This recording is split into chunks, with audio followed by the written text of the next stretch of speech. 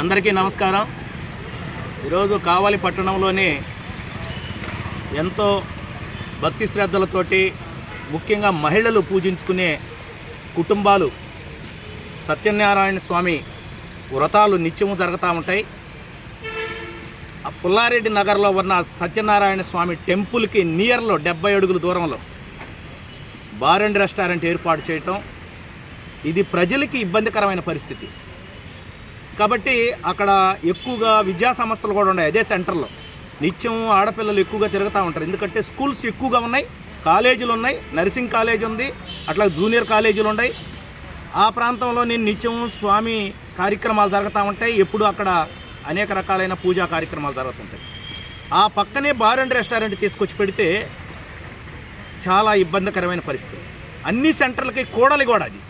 కాబట్టి ఆ దగ్గరలో బార్ అండ్ రెస్టారెంట్ ఏర్పాటు చేయటం భారతీయ జనతా పార్టీ తీవ్రంగా ఖండిస్తుంది.